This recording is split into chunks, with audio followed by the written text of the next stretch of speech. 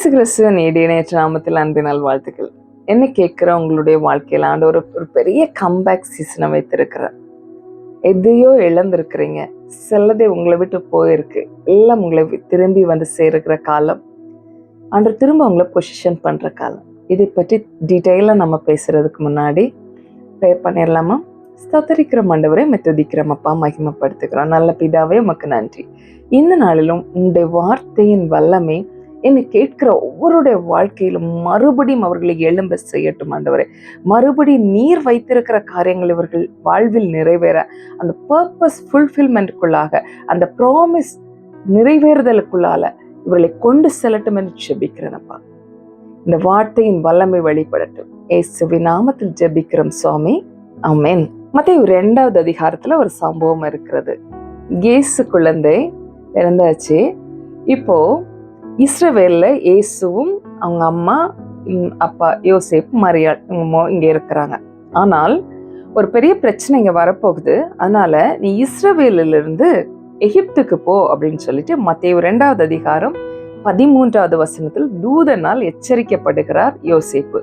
உடனே இந்த பேபியை எடுத்துட்டு இவர் எகிப்துக்கு போகிறார். எகிப்துக்கு போன யோசேப்பும் அவர்கள் குடும்பமும் மரியாள் இயேசு குழந்தையும் அங்க இருக்கிறாங்க.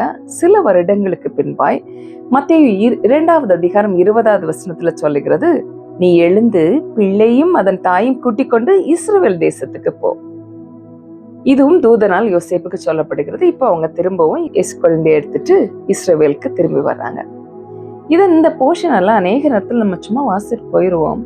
யோசிச்சு பாருங்க, ஒரு ஃபேமிலிய ஆண்டவர் ஒரு கண்ட்ரில இருந்து இன்னொரு கண்ட்ரிக்கு மூவ் பண்ண சொல்றாரு. அதுவும் உங்க சொந்த தேசம் கிடையாது. இஸ்ரவேல் அவங்க சொந்த தேசம். அவங்களுக்கு ஒரு கம்ஃபர்டபுள் சோன்ல இருந்திருப்பாங்க. எல்லாமே அவங்களோட ரிலேட்டிவ்ஸ் இருந்திருப்பாங்க. எல்லாம் சரியா போய் கொண்டிருக்கிற ஒரு இடம் இல்ல. இங்க இருந்து தெரியாத ஒரு கண்ட்ரிக்கு ஆண்டவர் போக சொல்றாரு. அங்க கிட்டத்தட்ட இவங்க ஒரு அகதிகள் மாதிரி, ரெஃப்யூஜிஸ் மாதிரி தான் இருந்திருப்பாங்கல்ல. அங்கே இவங்களுக்கு எல்லாமே கம்ஃபர்டபுளா இருந்திருக்காது. அங்க ஆண்டவர் போக சொல்றாரு. எகிப்து அப்படின்னு சொல்றது அது ஒரு டெம்பரவரி வெயிட்டிங் பிளேஸ். இந்த யோசேப்பின் குடும்பத்திற்கு, யோசேப் மரியாள் இயேசுவின் குடும்பத்திற்கு ஒரு டெம்பரவரி வெயிட்டிங் பிளேஸ். ஆண்டவருடைய வார்த்தையை கேட்டு புறப்பட்ட உங்களுடைய வாழ்க்கையில சில ஆசீர்வாதங்கள் வராம காலதாமதம் ஆயிட்டே இருக்குதா? தூதன் இஸ்ரவேல்ல இருந்து போக சொன்னார். அதுக்கு பிறகு அடுத்ததா எகிப்துக்கு போக சொல்றது வரை இடையில எந்த சத்தமும் யோசேப்புக்கு கேட்கல. நம்ம இங்க வந்தது கரெக்ட் தானா? நம்ம கேட்ட சத்தம் கரெக்ட் தானா? எதுக்காக நம்ம இப்ப எகிப்துல வந்து இருக்கிறோம்? நம்ம ஊரை விட்டு நம்ம வந்திருக்கிறோமே, இங்க எல்லாமே நெருக்கமா இருக்குது, எல்லாம் சரியாகுமா? அடுத்தது என்ன நடக்கும் அப்படின்னு எதுவுமே தெரியாம ஒரு காத்திருக்குள்ள இவங்க இருக்கிறாங்க. எப்ப போகணும் எதுவுமே தெரியல. ஏன்னா அடுத்த கட்ட மூவ் இவங்களுக்கு சொல்லப்படல. இப்படி ஒரு சூழல்ல என்னை கேட்கிறவங்களே பார்த்து கர்த்தர் சொல்லுகிறார், ஆண்டவருடைய வார்த்தையை கேட்டு ஆண்டவர் செய்ய சொன்னதை செய்துட்டு அமைதியா இருக்க சொன்ன இடத்துல அமைதியா இருக்கிறீங்களா? இதை செய்யும் சொன்ன இடத்துல செய்யறீங்களா? பட் நீங்க எதிர்பார்த்த ரிசல்ட் வரல. But still you are waiting. எகிப்தின் அனுபவத்துல இருக்கிறவங்களை ஆண்டவர் மறுபடியும் இஸ்ரவேலுக்கு அழைத்து வருகிற சீசன் தான் இது. என்ன கேட்கிற இந்த மெசேஜை நீங்க என்னைக்கு எப்போ கேட்கிறீங்களோ அந்த டைம்ல இருந்து உங்க லைஃப் மேல ஒரு கம்பேக் சீசனை கர்த்தர் ஓபன் பண்ணுகிறார். இது ஆக்சிடென்ட்ல நீங்க இந்த மெசேஜை கேட்கல. இது உங்க லைஃப் மேல ஆண்டவர் கொடுக்கிற கம்பேக் சீசன் ஓபன் ஆகுறது, அதன் அடையாளமாய் நீங்க இதை கேட்கறீங்க. இது முதல் தடவையா நீங்க கேட்கல. சிலர் மூலமாய், கர்த்தர் மூலமாய் உங்கள் பர்சனல் ப்ரேயர்ல இந்த கம்பேக் சீசனை குறித்து அநேக வார்த்தைகள் மூலம் ஆண்டவர் தொடர்ந்து பேசிட்டே இருக்கிற, அநேக சூழ்நிலைகள் மூலம் பேசிக்கொண்டிருக்கிற. This the final confirmation. உங்க லைஃப் மறுபடியும் பொசிஷனுக்குள்ளால வரப்போகிறது. எகிப்து அப்படிங்கிறது ஒரு வெயிட்டிங், டெம்பரரி வெயிட்டிங் பிளேஸ். இது மறைந்து இருக்கிற காலம் அப்படின்னு கூட சொல்லலாம். கண்டிப்பா இந்த யோசேப்பின் குடும்பம் இவர்கள் மறைந்து இருக்கிறாங்க. அடுத்ததாய் தூதன் சொல்லுகிறார், நீ திரும்ப வா அப்படின்னு சொன்னதும் இவங்க இஸ்ரவேலுக்கு வருகிறாங்க. இஸ்ரவேல் அப்படின்னு சொல்றது நம்ம லைஃப்ல தேவன் கொடுத்த அந்த அசைன்மெண்ட், அந்த காரியத்தை செய்து முடிக்கிறதுக்காய் நம்ம என்ட்ராகிற சீசன். உங்க லைஃப்ல ஆண்டவர் வச்ச அந்த பர்பஸை ஃபுல்ஃபில் பண்றதுக்காக ஆண்டவர் ஒரு நியூ சீசனுக்குள்ளால உங்களை என்ட்ரு பண்ண வைக்கிறார். உங்க லைஃப்ல நீங்க இதுவரை வாக்குத்தத்தமா கேட்டது, ப்ராமிசஸா கேட்டது, எல்லா ப்ராமிசஸையும் கர்த்தர் ஃபுல்ஃபில் பண்ண போகிறார். நிறைவேற்றுகிற காலத்துக்குள் நீங்க என்றாகிறீங்க. உங்களுடைய வாக்குத்தத்தம் என்ன என்பது உங்களுக்கும் நன்றாய் தெரியும். கொடுத்த தேவன் மறக்கவில்லை. ஒருவேளை கேட்டு நீங்க மறந்திருக்கலாம், இதை சொன்ன தேவன் மறக்கவில்லை. அதை அவர் நிறைவேற்ற போகிறார். துரிதமாய் காரியங்கள் மாறப்போகிறது. ஒரு ஃபுல்ஃபில்மெண்ட் உங்க லைஃப்ல வரப்போகிறது. அதே போல இதுவரை இல்லாத அளவு உங்க வாழ்க்கையில நீங்க ஒரு பிசினஸ் பண்றீங்கன்னா இதுவரை இல்லாத அளவு பிசினஸ்ல ஒரு விரிவாக்கம், அது மூலமா லாபம் அதிகமாக போகிறது, அது விரிவாக போகிறது.